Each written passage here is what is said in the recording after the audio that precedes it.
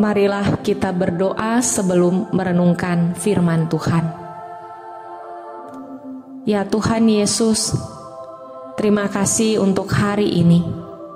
Kami rindu untuk menjadi pendengar dan pelaku firman yang setia. Tolonglah kami Bapa, supaya kami dapat mewujudkannya dalam setiap tugas dan aktivitas kami sepanjang hari ini. Berkatilah kami, sebab kami hendak merenungkan firman-Mu. Amin. Renungan Harian Keluarga, Senin 9 Mei 2022. 1 Korintus pasal 9 ayat 3 hingga 6. Inilah pembelaanku terhadap mereka yang mengeritik aku. Tidakkah kami mempunyai hak untuk makan dan minum? Tidakkah kami mempunyai hak untuk membawa seorang istri Kristen dalam perjalanan kami, seperti yang dilakukan rasul-rasul lain dan saudara-saudara Tuhan dan Kefas? Atau hanya aku dan Barnabas sajakah yang tidak mempunyai hak untuk dibebaskan dari pekerjaan tangan? Judul renungan hari ini, jadikan kritik sebagai vitamin dalam pelayanan. Menurut Kamus Besar Bahasa Indonesia, kritik adalah kecaman atau tanggapan atau kupasan, kadang-kadang disertai uraian dan pertimbangan baik buruk terhadap suatu hasil karya, pendapat, dan sebagainya. Kritik kadang-kadang tidak disukai, bahkan bisa menghilangkan semangat dalam kehidupan. Apalagi kritik yang disampaikan menyangkut harga diri seseorang. Demikian pun dalam pelayanan bagi Tuhan, tidak pernah sepi dari kritik.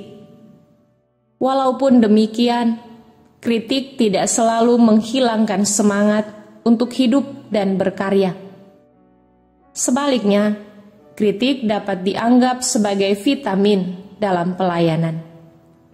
Hal ini sejiwa dengan apa yang dikatakan oleh Samuel Johnson, penulis dari Inggris.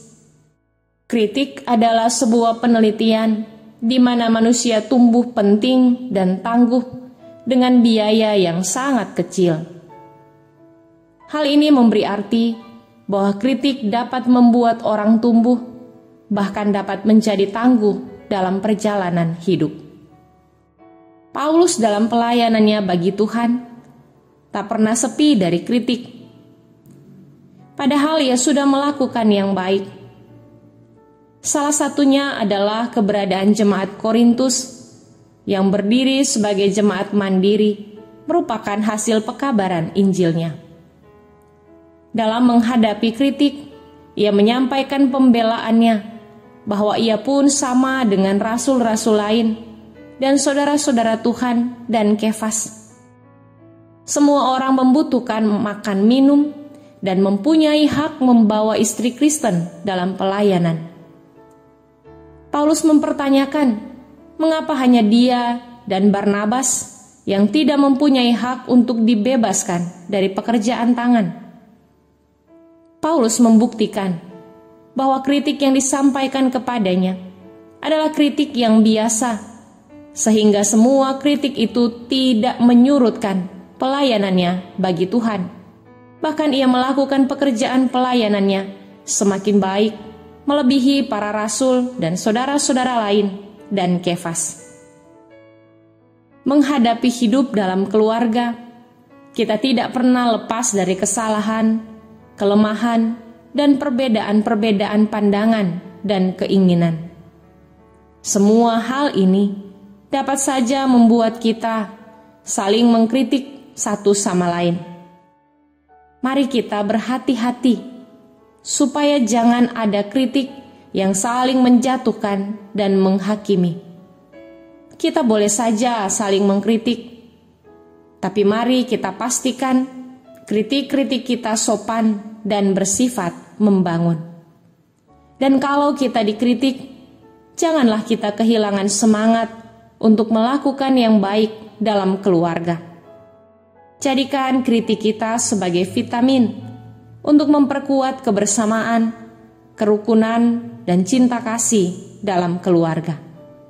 Dengan demikian, kita boleh menjadi keluarga Kristen yang berbahagia karena saling melengkapi dan menguatkan satu sama lain.